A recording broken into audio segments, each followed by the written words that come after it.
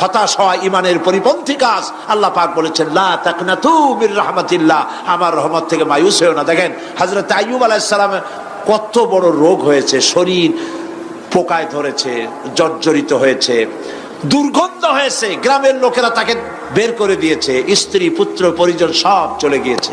জিহ্বায় যখন পোকা ধরল, হযরত আইয়ুব আলাইহিস সালাম আল্লাহ রাব্বুল আলামিনের দরবারে ফরিয়াদ করলেন, আন্নী মাসানিয়াদ-দুররু ওয়া আনতা আরহামুর রাহিমিন।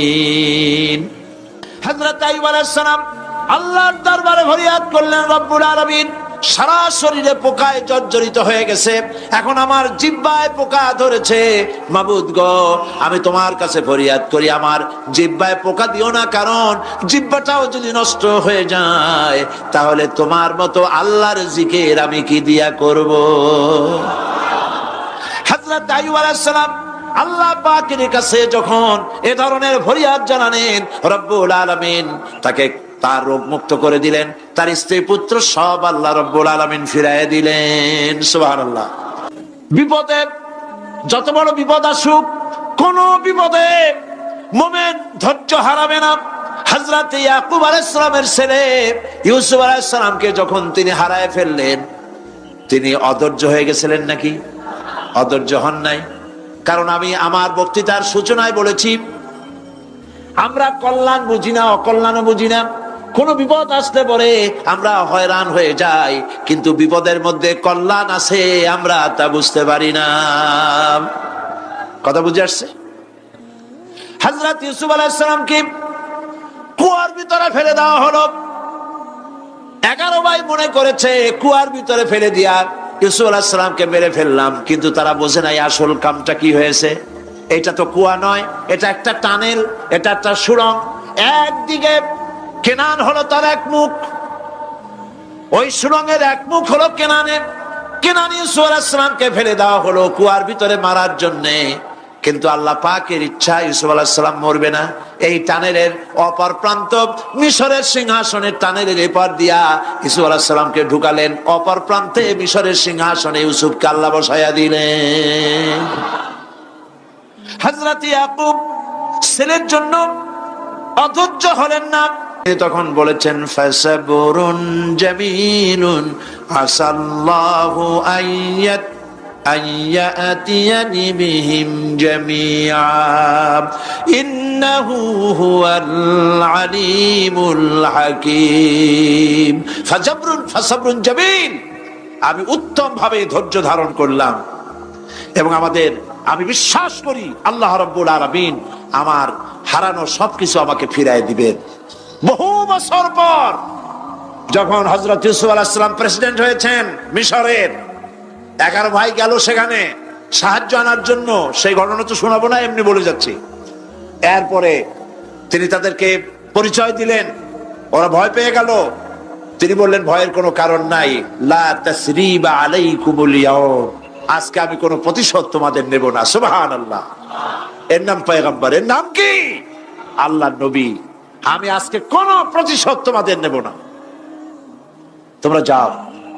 পিতার অবস্থা তিনি জানলেন, কাঁদতে কাঁদতে পিতার চোখ দুটো নষ্ট হয়ে গেছে। ইয়াকুব আলাইহিস সালাম, হযরত ইউসুফ আলাইহিস সালাম বললেন যাও। নিজের জামাটা খুললেন, গায়ের জামা খুলে বললেন ভাইরা আমার এই জামা নিয়ে যাও, আর আমার আব্বার চোখের উপরে এই জামাটা রেখে দিও। ছেলেরা যখন হযরত ইউসুফ আলাইহিস সালামের জামা নিয়ে মিশর থেকে রওনা করেছে, গল্প নয়, উপন্যাস নয়, আল্লাহ পাক এই কোরআন শরীফে সূরা ইউসুফে বলেছেন জামা নিয়ে মিশর থেকে রওনা করেছেন। কোথায় মিশর আর কোথায় কেনান? কেনানে বসে হযরত ইয়াকুব আলাইহিস সালাম বলছেন, তোমরা যদি আমাকে পাগল যদি মনে না করো তাহলে একটা কথা বলি, আমার নাকে এখন আমি ইউসুফের গন্ধ পেতেছি। হযরত ইউসুফ আলাইহিস সালামের জামা এনে ভাইরা যখন হযরত ইউসুফের চোখের উপরে রেখে দিলেন, হযরত ইয়াকুবের দুটো চোখ সাথে সাথে আল্লাহ ভালো করে দিলেন। ফাসাবরুন জামিল, ধৈর্য ধরো। ইমানদার ব্যক্তি আশার উপরে তার জীবন বাঁচে, কারণ যত বড় বিপদ আসুক না কেন, আশ্রয় পাওয়ার একটা জায়গা আছে, তার নাম হলো আল্লাহ। হযরত ইউনূস আলাইহিস সালাম মাছটাকে গিলে ফেলে দিল, মাছটাকে গিলে মাটির অতল তলদেশে চলে গেছে। এত বড় বিপদ পৃথিবীর কোন মানুষের হতে পারে নাকি বলেন? কি বলেন? মাছের পেটের ভিতরে জানালা নাই, দরজা নাই, বেরোবার কোনো পথ নাই, মাছ গেছে পানির অতল তলদেশ। আল্লাহ পাক কোরআন শরীফের ভিতরে মানুষকে শোনান, আল্লাহ ওয়াজ করছেন, সুবহানাল্লাহ বলেন। আল্লাহ পৃথিবীর মানুষকে ওয়াজ করছেন, দুনিয়ার মানুষকে শোনান। আমার ইউনূস তো ধৈর্য হারা হয় নাই। ওয়াজান্নুন إذ ذهب مغاضبا فظن أن لن نقدر عليه فنادى في الظلمات أن لا إله إلا أنت سبحانك إني كنت من الظالمين فنادى في الظلمات জমায় কাসির, ত্রিবিধ অন্ধকারের ভেতর থেকে হযরত ইউনূস আলাইহিস সালাম চিৎকার মারলেন। মাছের পেটের অন্ধকার, পানির অন্ধকার, রাতের অন্ধকার, ত্রিবিধ অন্ধকারের ভেতর দিয়ে মাছের পেটের মধ্য দিয়ে ইউনূস আলাইহিস সালাম চিৎকার মারলেন। অধৈর্য হন নাই, হার্ট ফেল করেন নাই।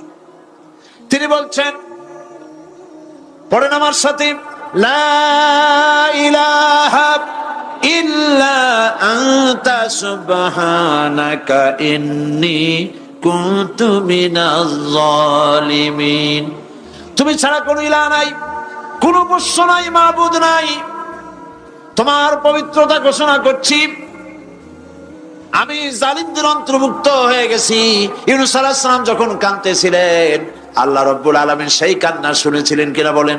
পানির ভিতরে কেউ শোনে নাই, মাছের পেটের ভিতরে ইউনূস আলাইহিস সালাম কিভাবে চিৎকার করছেন, মাছের পেটের ভিতরের আওয়াজ পানির ভিতরে কেউ শোনে নাই, জমিনের কেউ শোনে নাই, অন্তরিক্ষে কেউ শোনে নাই, সাত আকাশের ভিতরে কেউ শোনে নাই, কিন্তু আরশে আজিমের মালিক আল্লাহ রাব্বুল আলামিন শুনতে পেয়েছেন। সঙ্গে সঙ্গে রব্বুল আলামিন জবাব দিলেন, ফাস্তাজাবনা লাহু ওয়া নাজ্জাইনাহু মিনাল গাম্মি ওয়া কাযালিকা নুজিল মুমিনিন। পড়েন, ফাস্তাজাবনা লাহু ওয়া নাজ্জাইনাহু মিনাল গাম্মি ওয়া কাযালিকা নুজিল মুমিনিন। আমি ইউনূসের ডাকের জবাব দিলাম। কে বলতেছেন? বড় করে বলেন, কে বলছেন? আল্লাহ, সুবহানাল্লাহ। আল্লাহ রাব্বুল আলামিন বলেন, আমি আমার ইউনূসের ডাকের জবাব দিলাম। শুধু জবাব দেই নাই, আমি ইউনূসকে তার মাছের পেটের ভিতর থেকে বাঁচায় দিলাম। মাছের পেটের মধ্যে বেদনা শুরু হয়ে গেল, এমন বেদনা হয়েছে মাছ এখন বমি না করে পারে না, মাছ এখন বমি না করে পারে না।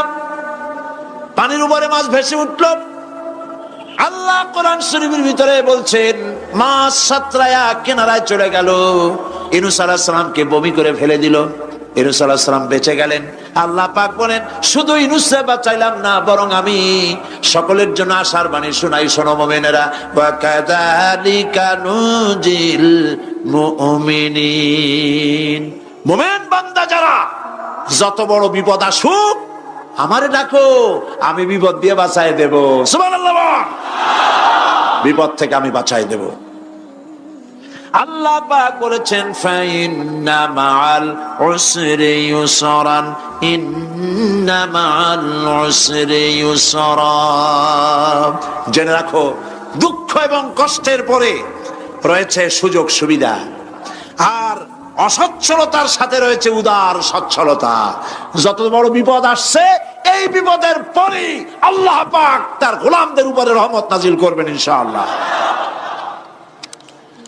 সুতরাং ঈমানদার লোকেরা, তাদেরকে আল্লাহ পাক বলছেন, কোনো ভয় নাই, কোনো চিন্তা নাই, যত বড় বিপদে পড়ো আমারে ডাকো, আমি ডাকের সাড়া দিয়ে দেব। আল্লাহর উপর ঈমান আনলে যত ফায়দা হয় এত ফায়দা দুনিয়ায় কোথাও নাই। সুবহানাল্লাহ। আল্লাহর উপর ঈমান আনার ৫ম নম্বরের ফায়দা কয়টা বলছি? ৫ম নম্বরে আল্লাহর উপর ঈমান আনলে পরে আরেকটি বড় ফায়দা, সেটা হলো কঠিন এবং কঠোর বিপদে আল্লাহ পাক তার মধ্যে অবিচলতার এবং ধৈর্য ধরার তৌফিক দিয়ে দেন। সুবহানাল্লাহ। যত বড় বিপদ আসুক, সেই বিপদে মুসিবতে আল্লাহ পাক মুমিনদেরকে আল্লাহর উপরে নির্ভরতা শিখায় দেন। সুবহানাল্লাহ। কারণ মুমিনদের জানা আছে যে ইমানদারদের বিপদ নতুন কিছু নয়, একেবারে আদম আলাইহিস সালাম থেকে শুরু হয়ে আসছে। ঠিক কিনা?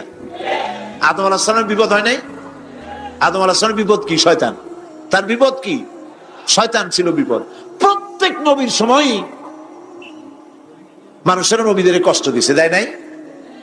বিশ্বকবি ইকবাল বলেছেন, সতীজা কা রহা হ্যায় अज़ल से ताइमरोज, सतीजा का रहा है अज़ल से ताइमरोज, चरागे मुस्तफा भी से शरारे बुलहबीस। আগমন কাল থেকে শুরু করে মুহাম্মদ সাল্লাল্লাহু আলাইহি ওয়াসাল্লামের চারাগকে, নূরকে, ঈমানকে, ইসলামকে নিভায় দেওয়ার জন্য আবু জাহেলের গোষ্ঠীরা চিরকাল চেষ্টা করেছে। সব চেষ্টা কর্পূরের মতো উড়ে গেছে, মুহাম্মদ সাল্লাল্লাহু আলাইহি ওয়াসাল্লামের চারাগ টিম টিম করে জ্বলতে রয়েছে।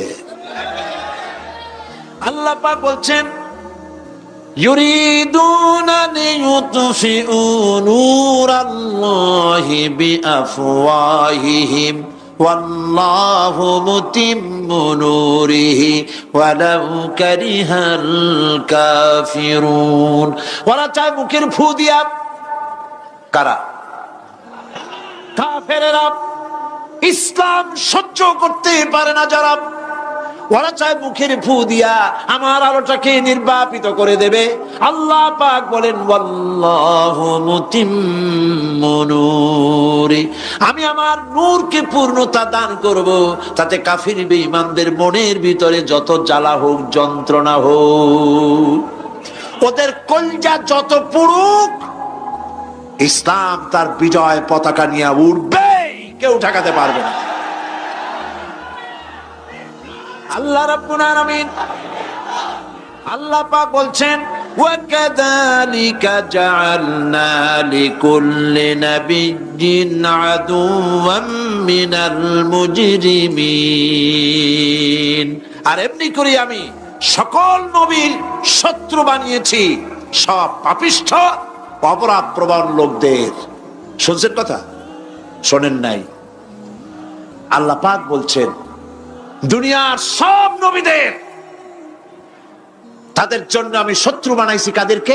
যারা সব থেকে বেশি পাপিষ্ঠ অপরাধ প্রবণ, এরা হচ্ছে নবীর দুশমন। এরা সব নবীদের সাথে দুশমনি করেছে। আজ দেশের আলেমদের সাথে দুশমনি করে সবচাইতে বড় পাপিষ্ঠরা। এটা কোরআন। এটা কি? কোরআন। জোরে বলেন, এটা কি? আল্লাহ রাব্বুল আলামিন বলছেন, ওয়াকাযালিকা জাআলনা লিকুল্লি নাবিয়্যিন আদুওয়াম মিনাল মুজরিমিন, সব পাপীরা, পাপিষ্ঠরা আমার দ্বীনের দাওয়াত যারা দেয় তাদেরকে জীবনের দুশমন মনে করে। কেন? শোনেন, আমি কার ওয়াজ শোনাচ্ছি? কার ওয়াজ শোনাচ্ছি? আমার আল্লাহর ওয়াজ। অপরাধটা কি? নবীদের বিরুদ্ধে, নবীর ওয়ারিস ওয়ারাসাতুল আম্বিয়া কারা, তো তাদের বিরুদ্ধে তাদের অপরাধটা কি?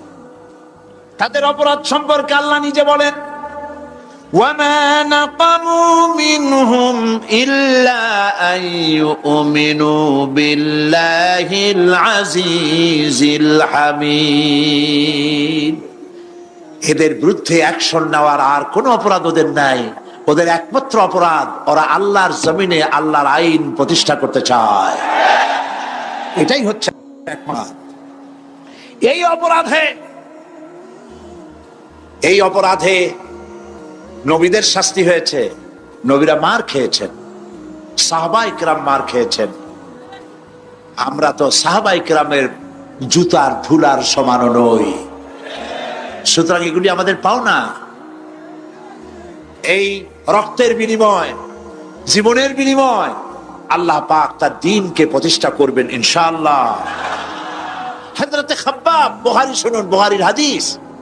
আমি কোনো কথা বানিয়ে বলি না, আমি লেখাপড়া করি, পড়াশোনা করি, চোখে দেখি, তারপরে কথা বলার চেষ্টা করি। বাজে গপ্প কিস্সা কাহিনী বলার অভ্যাস আমার কোনো কালে ছিল না, নাই।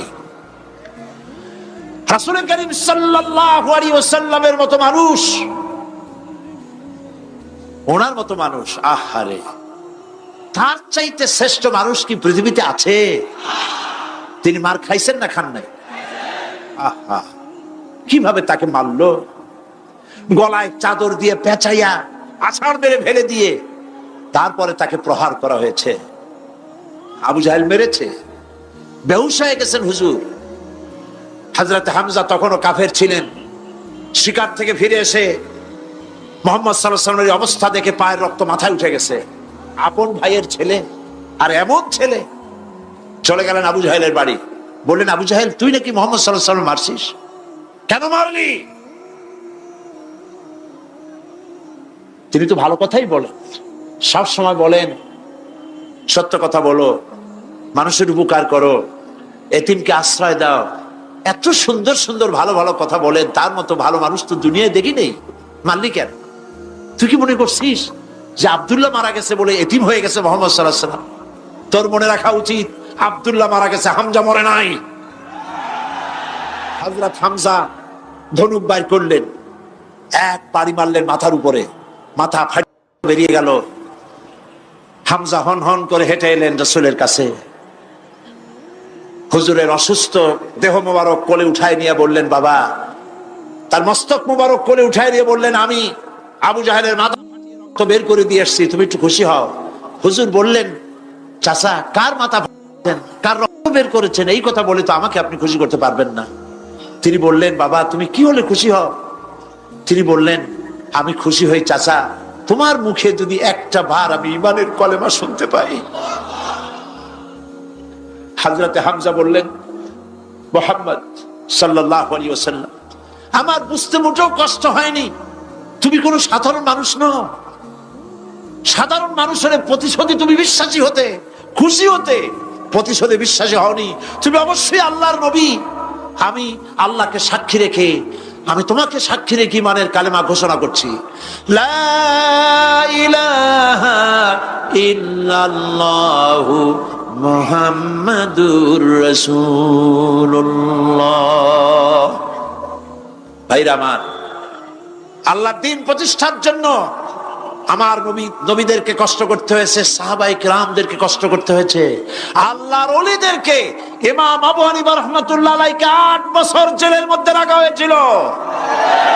ইমাম আহমদ বিন হাম্বলকে চাবুক গায়ের কষ্ট তুলে ফেলে দেওয়া হয়েছিল। তারপরেও তারা বাতিলের সামনে মাথা নত করে নাই। এর নাম হচ্ছে ইসলাম। এর নাম কি? বুখারীর হাদিস, হযরত খাব্বাব বিন আরিত রাদিয়াল্লাহু তাআলা আনহু। বুখারীতে হাদিসটা এভাবে এসেছে, ওয়ান খাব্বাব বিন আরিত রাদিয়াল্লাহু তাআলা আনহু আন্নাহু قال قال شكونا الى رسول الله صلى الله عليه وسلم وهو متوسد بردة له في ظل الكعبة। তিনি বললেন, আমরা রাসূলের কাছে গেলাম, যাই দেখি রাসূল করিম সাল্লাল্লাহু আলাইহি ওয়াসাল্লাম কাবা শরীফের ছায়ায় আরাম ফরমাচ্ছেন। আমরা কাছে গিয়ে বললাম, আলা তাস্তানসিরু লানা আলা তাদউ লানা ইয়া রাসূলুল্লাহ, হে রাসূল, আপনি কি আমাদের জন্য দোয়া করবেন না? আমরা তো মার খেতে খেতে শেষ হয়ে গেলাম। আমাদের খাব্বাবকে, খুবাইবকে, আম্মারকে, সুমাইয়াকে মেরে শেষ করে দিল। ওরা আমাদেরকে না খাওয়ায় রাখে, সারা রাত খেতে দেয় না, ঘুমাতে দেয় না। তারা আমাদের বেলালকে মেরে মেরে রক্তাক্ত করে উত্তপ্ত মরুভূমির উপরে চিৎ করে শোয়ায়, বুকের উপরে পাথর চাপা দিয়ে রেখেছে। ওরা সাহাবায়ে কেরামদেরকে মারতেছে, না খাওয়ায় রাখতেছে। হুজুর, আপনি কি আল্লাহর কাছে দোয়া করবেন না? এখনো কি দোয়ার সময় আসে নাই? হাদিস শরীফ এসেছে, হুজুর সাল্লাল্লাহু আলাইহি ওয়াসাল্লাম উঠে বসলেন, বললেন, ও খাব্বাব, তোমাদের আগে এই পৃথিবীতে যারা দ্বীনের দাওয়াত নিয়ে এসেছিলেন, সমকালীন রাষ্ট্র শক্তি তাদেরকে ধরত, ফায়ুহাজুর রাজুলু ফায়ুহফারু লাহু ফিল আরদ, তাদেরকে ধরে তাদের জন্য কবর খনন করা হতো জীবিত মানুষের জন্য।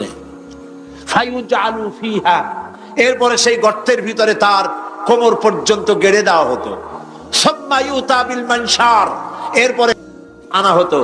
ফায়ুদাউ আলা রাসিহি, এরপরে সেই করাত উপরে রাখা হতো। ফায়ুজআলু নিসফাইন, করাত দিয়া ঘষে ঘষে চিরে চিরে জীবিত করে ফেলে দেওয়া হতো। মা ইয়াসুদ্দুহু যালিকা আন দীনিহি, এত কষ্ট দেওয়ার পরেও আল্লাহর গোলামদেরকে এক চুল জায়গা দিন থেকে সরায় দেওয়া যায় নাই। ওয়াল্লাহি ওয়াল্লাহি, ও খাব্বাব, আমি আল্লাহর নামে কসম করি, লাইউতাম্মান্নাল্লাহু হাযাল আমরা হাত্তা ইয়াসিরু রাকিবু মিন সানআ ইলা হাদরামাউত। আমি আমার আল্লাহর নামে কসম করি। কে কসম করছেন? সুবহানাল্লাহ বলবেন না? রাসূলুল্লাহ কসম করছেন, আমি কসম করি আল্লাহর, সেদিন বেশি দূরে নয় যেদিন ইয়েমেনের রাজধানী সানা থেকে শুরু করে হাজরামাউত পর্যন্ত হাজার হাজার মাইল সওদাগরেরা তাদের পণ্য নিয়ে, মহিলারা তাদের সৌন্দর্যের পসরা নিয়ে একাকিনী অথবা দলবদ্ধভাবে যাতায়াত করবে মরুভূমির উপর দিয়ে। লা ইয়াখাফু ইল্লাল্লাহ, আল্লাহ ছাড়া তাদের অন্তঃকরণে কোনো ভয় থাকবে না। ওয়ালাকিন্নাকুম তাস্তাজিলুন, তোমরা বড্ড তাড়াহুড়ো করছো, অপেক্ষা করো, সেরকম সময় আসবে। রাসূল করিম সাল্লাল্লাহু আলাইহি সাল্লাম সেরকমের সময় দিতে পেরেছিলেন নাকি পারেন নাই? পেরেছিলেন কিনা? সেজন্য রক্ত দিতে হয়েছে, সেজন্য মার খেতে হয়েছে, সেজন্য জেলে যেতে হয়েছে। রাসূল করিম সাল্লাল্লাহু আলাইহি সাল্লামকে, জেল তো নতুন কিছু নয়। ইউসুফ আলাইহিস সালাম জেলে থাকেন নাই? জেলে থাকেন নাই? থেকেছে। রাসূল করিম সাল্লাল্লাহু আলাইহি সাল্লাম জেলে ছিলেন না? সেই জেল এরকমের দেওয়ালে ঘেরা জেল নয়, পাহাড়ে ঘেরা, চতুর্দিক থেকে পাহাড়ে ঘেরা শিয়াবে আবি তালেব 3 বছর। কতদিন? টানা 3 বছর রাসূল, তার সাহাবী, তাদের স্ত্রীরা, বাচ্চা বাচ্চা ছেলেপেলেরা 3 বছরের মধ্যে সরকার ঘোষণা করেছে এদের সঙ্গে কথা বলবে না, বাজার ঘাটে যেতে পারবে না, কেনা বেচা করতে পারবে না, সামাজিক বয়কট, সামাজিক ভাবে বয়কট করে রেখেছে। সাথে যা ছিল খাবারগুলি শেষ হয়ে গেছে, তারপরে উট ছিল, ভেড়া ছিল, খাইয়ে শেষ হয়ে গেছে। এরপরে যখন কিছু নাই, উটের চামড়া ভিজায়া ভিজাইয়া, শুকনা চামড়া ভিজায় খেয়েছে। যুবকেরা ক্ষুধার যন্ত্রণায় বাবলা গাছের পাতাগুলি চাবায়ে খাইতে গিয়া কাটা ফুটে জিহ্বা থেকে রক্ত পড়েছে। বাচ্চা ছেলেপেলেগুলি মায়ের বুকে দুধ পায় নাই, না পায়া বাচ্চারা চিৎকার করে উঠেছে। এই চিৎকার, ক্ষুধার জ্বালার এই চিৎকারের আওয়াজ শুনে কাফেরেরা চতুর্দিকে অট্ট হাসিতে ফেটে পড়েছে। সুতরাং জেল জুলুম মুসলমানদের জন্য, আলেমদের জন্য, পীর বুজুর্গদের জন্য নতুন কিছু নয়। এই জুলম, এই অত্যাচারের পরেই আল্লাহ পাকের দ্বীন কায়েম হয়েছিল মদিনায়। রাসূলুল্লাহ বলেছিলেন, খায়রুল কুরুনি কারনি, সর্বশ্রেষ্ঠ যুগ আমার যুগ। বন্ধুগণ, আল্লাহর উপর ঈমান আনলে মানুষের ভিতরে এ ধরনের অবিচলতা আসে, বিপদে ধৈর্য ধরার হিম্মত পয়দা হয়ে যায়। সুবহানাল্লাহ বলো। ইন্না লিল মুত্তাকিনা মাফাজা হাদাইকা ওয়া আনাবা ওয়া কাওয়াইবা আতরাবা وكأسا دهاقا لا يسمعون فيها لغوا ولا كذابا جزاء من ربك عطاء حسابا رب السماوات والأرض وما بينهما الرحمن لا يملكون منه خطابا إن للمتقين مفازا অবশ্যই মুত্তাকিদের জন্য রয়েছে সাফল্যের একটি স্থান। হাদাইকা ওয়া আ'নাবান ওয়া কাওয়াইবা আতরাবা, বাগবাগিচা, আঙ্গুর, নবযৌবনা সমবয়সী তরুণী বৃন্দ এবং রয়েছে উচ্ছ্বসিত পান পাত্র। লা ইয়াসমাউনা ফিহা লাগওয়ান ওয়ালা কিযাবা, সেখানে তারা কোনো আজে বাজে মিথ্যে কথা শুনতে পাবে না। জাযাআম মির রাব্বিকা আতাআন হিসাবা, তোমাদের রবের পক্ষ থেকে এছাড়াও রয়েছে যথেষ্ট প্রতিদান এবং পুরস্কার। রব্বিস সামাওয়াতি ওয়াল আরদি ওয়া মা বাইনাহুমার রাহমান লা ইয়ামলিকুনা মিনহু খিতাবা, এসব পুরস্কার রয়েছে তোমাদের সেই রবের পক্ষ থেকে যিনি আকাশ আর জমিনের আর এর মধ্যে স্থিত সব কিছুর মালিক, যার সামনে কথা বলার সাহস কারো থাকবে না। কোরআনে কারিমে আল্লাহ পাক যেখানেই নিজের নাম বলেছেন জব্বার, কাহ্হার, সেখানেই আল্লাহ পাক নিজের নামের পরিচয় দিয়েছেন রহমান, রহিম, পরপরই বলেছেন যাতে বান্দারা ঘাবড়ে না যায়। যেখানেই বলেছেন জাহান্নামের কথা, সাথে সাথে আবার আল্লাহ পাক বলেছেন জান্নাতের কথা। যেখানেই বলেছেন আযাবের কথা, সাথে সাথেই বলেছেন রহমতের কথা। সুবহানাল্লাহ বলবেন না? আল্লাহ পাক বলছেন আমি মুত্তাকিদের জন্য বিরাট সাফল্য রেখেছি। মূল সাফল্য কিন্তু পৃথিবীতে না, আসল সাফল্যের জায়গা কোথায়? পরকালে। বলেন আসল সাফল্য কোথায়? পরকালে। কত বড় মন্ত্রী হইলেন, কত বড় ডাক সেটে নেতা হলেন, কোন দেশের প্রধানমন্ত্রী হলেন, কত টাকার মালিক হলেন, এটাই আপনার সফলতার বিফলতার মানদণ্ড নয়। আসল সাফল্যের মানদণ্ড কিয়ামতের দিন আল্লাহ রাব্বুল আলামিন আপনার সাথে কি ব্যবহার করবেন, ওটার উপরই সফলতা নির্ভর করবে, বিফলতা নির্ভর করবে। প্রিয় ভাই সব, কিয়ামতের সাফল্য শুধুমাত্র মুত্তাকিদের জন্য। কাদের জন্য বলুন? মুত্তাকিদের জন্য। আরবি ভাষায় তাকওয়া বলে একটি শব্দ আছে।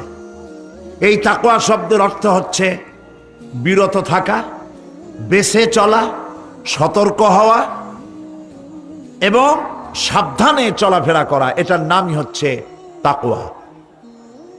একটিমাত্র জিনিস যদি মানুষের মধ্যে থাকে, সে মানুষটি ফেরেশতার চাইতে বেশি মর্যাদা সম্পন্ন হয়ে যায়, আর ওই জিনিসটি না থাকলে পরে শয়তানের চাইতে লোকটি নিকৃষ্ট হয়ে যায়। বলেন তো জিনিসটার নাম কি?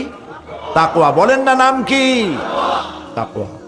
এই তাকওয়া দিয়েই, এই তাকওয়া যার ভিতরে সৃষ্টি হয়, সে ভালো কাজ করার জন্য উৎসাহিত হতে পারে। এই জন্য আল্লাহ রাব্বুল আলামিন বলেছেন ফাত্তাকুল্লাহা মাস্তাতাতুম, আল্লাহ পাককে ভয় করো, যতটা ভয় করা সম্ভব অতটাই ভয় করো। প্রিয় ভাই সব, আল্লাহরে ভয় করুন।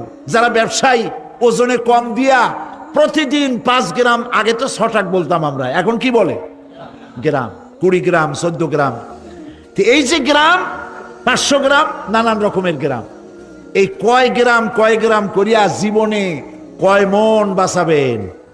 কয় মন বাঁচাবেন? আর এর দ্বারা আপনার হবে কি? মাপে কম দিলেন, ওজনে কম দিলেন, খাদ্যে ভেজাল দিলেন, চাউলে ভেজাল, ঘিতে ভেজাল, তেলে ভেজাল, সমানে দিতে থাকলেন। আহারে, যাওয়ার সময়, মৃত্যুর সময় সাথে কিছু নিয়ে যেতে পারবেন? পারবেন না। এখানে আল্লাহ পাককে ভয় করুন। ব্যবসায় বরকত দেওয়ার মালিক কে? জোরে বলেন কে? আল্লাহ রাব্বুল আলামিন বরকত দেওয়ার মালিক। এইটা বিশ্বাস করে আল্লাহকে ভয় করুন। ব্যবসায়ী ভাইরা নিয়ত করুন, ওজনে কম দেব না, খাদ্যে ভেজাল দেব না, মিথ্যে কথা বলবো না। এই তাফসীর শোনার দাম হবে। যারা চাকরি করেন তারা ওয়াদা করুন, সরকার যে বেতন দেয় সেই বেতন দিয়ে যেমন করে হোক কষ্ট করে জীবন যাপন করতে হলেও করব, হারাম ঘুষ খাবো না। ঘুষ খাওয়া হারাম। শুকরের মাংস খাওয়া যেমন হারাম, ঘুষের একটি পয়সাও থেকে শুরু করে কোটি কোটি টাকা পর্যন্ত তেমন হারাম।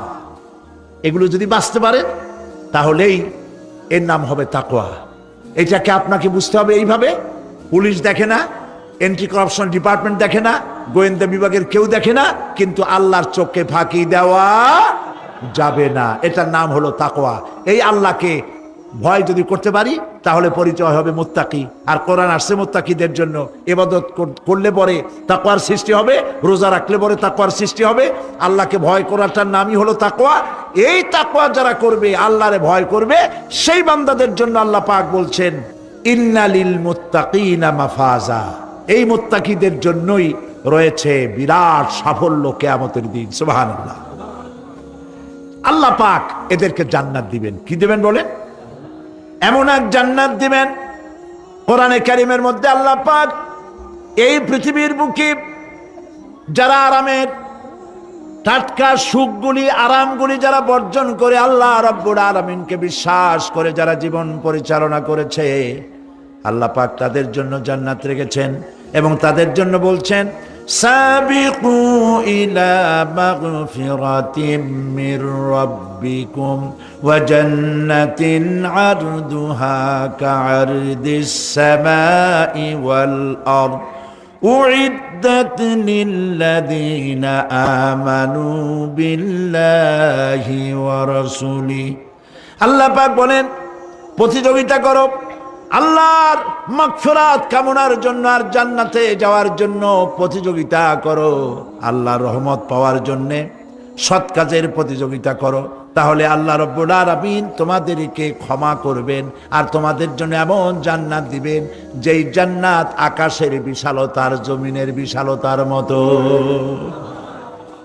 এই বিরাট জান্নাত তোমাদেরকে দিবেন। এই জান্নাত চিরস্থায়ী সুখ এবং শান্তি জায়গা হবে। মাসালুল জান্নাতিল্লাতী উইদাল মুত্তাকুন ফিহা আনহারুম মিন মাইন গায়রি আসিনিন ওয়া আনহারুম মিন লাবানিন লাম ইয়াতাগায়্যার তা'আমুহু। আল্লাহ পাক বলছেন জান্নাত আল্লাহ পাক ওয়াদা করেছেন মুত্তাকিদের জন্য। আল্লাহ পাক জান্নাত দিবেন যে জান্নাতের ভেতরে রয়েছে মধুর প্রস্রবণ, রয়েছে দুধের প্রস্রবণ, রয়েছে সেখানে স্বচ্ছ পানীয় পানির প্রস্রবণ রয়েছে। এই সুন্দর জান্নাত, ঝর্ণা ধারা আল্লাহ পাক সৃষ্টি করেছেন, বাগ বাগিচা দিয়ে ভরে রেখেছেন জান্নাত। সেই জান্নাতে জান্নাত হবে এয়ার কন্ডিশন, রৌদ্রের তাপ হবে না, সেখানে রৌদ্রের খরতাপ হবে না, সেখানে ঠান্ডার প্রচন্ডতা থাকবে না। কিরকম হবে জায়গাটা? আল্লাহ পাক বলছেন মুত্তাকিনা আলাল আরাইকি লা ইয়ারাউনা ফিহা শামসান ওয়ালা জামহারিরা ওয়া দানিয়াতান আলাইহিম যিলালুহা ওয়া যুল্লিলাত আল্লাহ পাক এমন জান্নাত রেখেছেন, সেই আল্লাহ পাক সেই জান্নাতের ভিতরে জান্নাতীরা ঠেস লাগায়া মুখোমুখি অবস্থায় তারা সেখানে বসবে। আর জান্নাতীদের মনের মধ্যে কোনো দুঃখ থাকবে না, পেরেশানি থাকবে না। পৃথিবীতে মানুষের দুঃখ থাকে, পেরেশানি থাকে, সেখানে কোনো দুঃখ আর পেরেশানি থাকবে না। সেই জায়গাটা হবে শীতাতপ নিয়ন্ত্রিত, না শীত না গরম, চির বসন্ত বিরাজ করবে। জান্নাতীরা সেখানে থাকবে। এই সুন্দর জান্নাত আল্লাহ পাক রেখেছেন মুত্তাকিদের জন্য। সুবহানাল্লাহ। কাফেরদের জন্য জান্নাত হবে, জাহান্নাম হবে চিরকাল। খালিদিনা ফিহা আবাদান, চিরকাল কাফেররা জাহান্নাম। সেই আল্লাহ রাব্বুল আলামিন কোরআনে কারীমের ভিতরে আয়াতুল কুরসির মধ্যে বলে দিয়েছেন আল্লাহু লা ইলাহা ইল্লা হুয়াল হাইয়ুল কাইয়্যুম। প্রাণ খুলে সবাই পড়েন, বসা মানুষ দাঁড়ানো মানুষ। আল্লাহু লা ইলাহা ইল্লা হুয়াল হাইয়ুল কাইয়্যুম।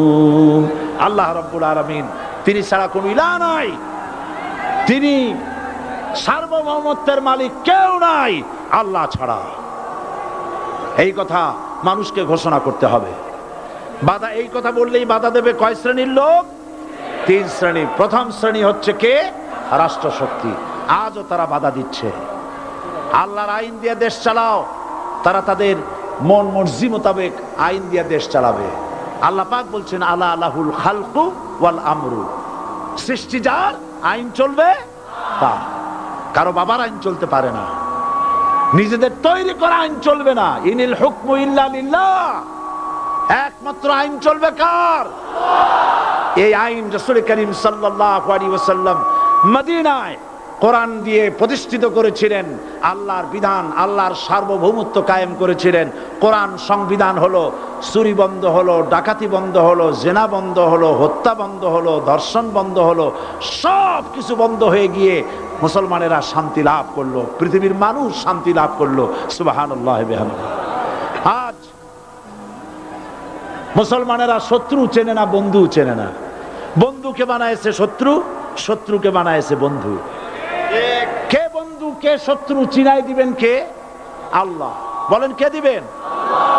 আল্লাহ রাব্বুল আলামিন কোরআনে কারীমের মধ্যে পরিষ্কার করে বলেছেন, লাতাজিদান্না শাদ্দান নাসি আদাওয়াতান লিল্লাযীনা আমানুল ইয়াহুদা ওয়াল্লাযীনা আশরাকু।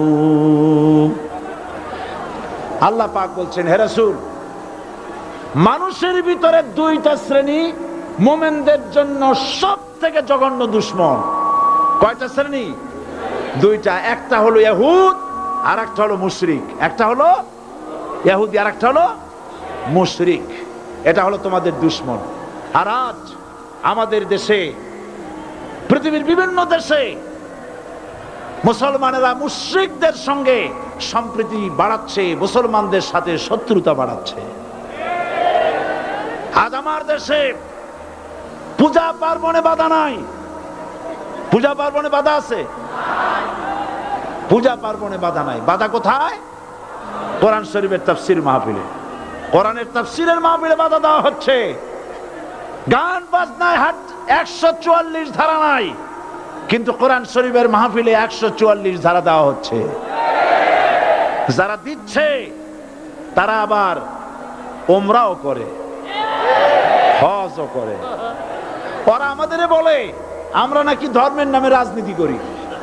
বলে না? আমরা নাকি ধর্মের নামে রাজনীতি করি। আমি বলি, ধর্মের নামে আমরা রাজনীতি করি না, আমরা ধর্মীয় রাজনীতি করি। কথাটা বুঝে আসছে কিনা? ধর্মের নামে রাজনীতি তো সেই ব্যক্তি করে 1996 সনের নির্বাচনের আগে যিনি মাথায় পট্টি বেঁধেছিলেন, যিনি শপথ গ্রহণের সময় হাতে তসবিহ পরেছিলেন।